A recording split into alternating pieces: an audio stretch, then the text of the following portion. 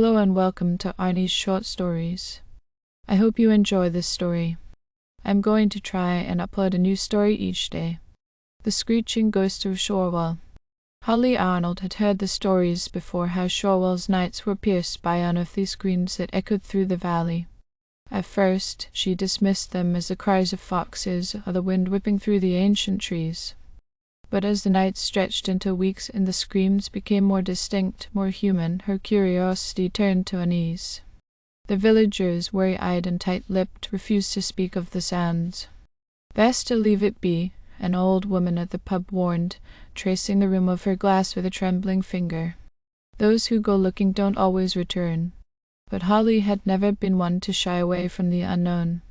Armed with a flashlight, a voice recorder, and a determination that often bordered on recklessness, she set off toward the source of the screams, a crumbling manor house at the edge of the village, long abandoned and shrouded in ivy. The locals called it Ravenwood House, though no one could quite recall who had lived there last.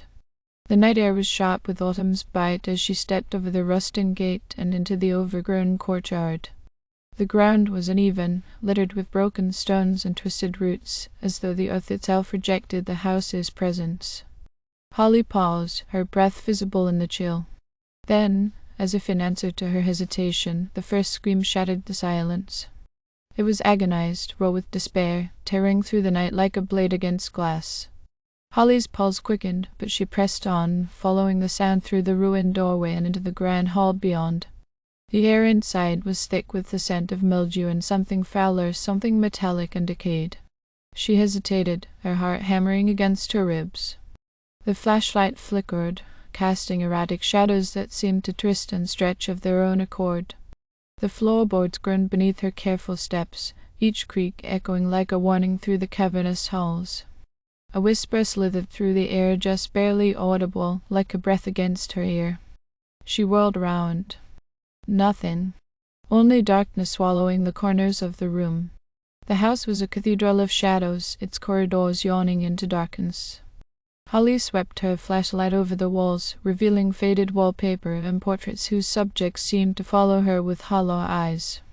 The scream came again, closer this time, reverberating through the rafters like the dying wail of something long forgotten. She pressed forward, climbing a sweeping staircase that sagged beneath her weight. At the top, a long hallway stretched before her, doors ajar as though waiting for her arrival. The air grew colder. Her breath came in quick, misty puffs. And then, at the end of the hall, she saw her. A woman stood there, draped in a tattered gown, her face obscured by a mass of wild, matted hair. Her body was twisted unnaturally, her fingers clawed at the air as though grasping for something unseen.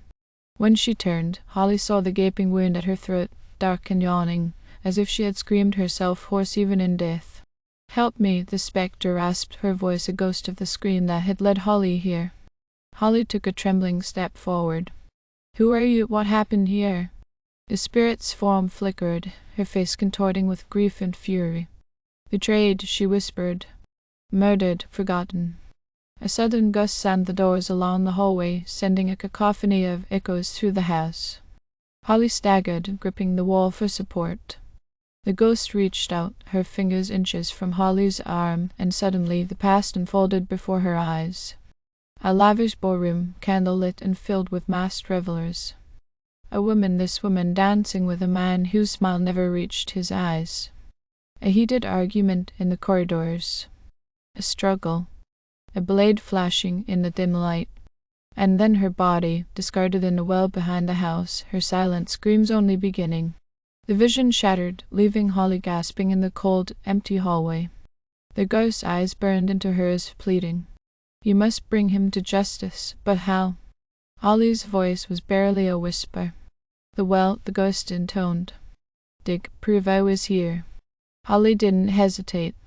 She tore from the house, her flashlight bouncing wildly as she sprinted to the backyard.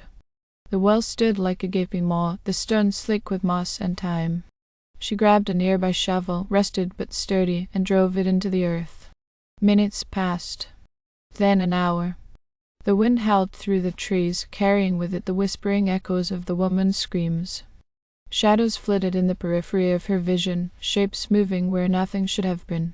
But Holly kept digging, sweat mingling with the cold as she fought against the earth itself. Then clunk. Her breath hitched. She dug faster, dirt flying in all directions. And then, emerging from the damp soil, a skeletal hand, fingers curled in eternal anguish. The next days were a blur. Police swarming the property. An investigation reignited. A name uncovered: the long-dead lord of the manor, whose descendants still lived in the village. His crimes buried, his sins forgotten until now. When Holly returned to the house one last time, the air was different, lighter. The shadows receded. And as she turned to leave, a whisper brushed against her ear, carried on the wind. "Thank you." The screams of Shorwell were never heard again. Thank you for listening. I hope you enjoyed this story. Please don't forget to like, and even better, like and subscribe. Thank you very much, and I hope you have had a great day.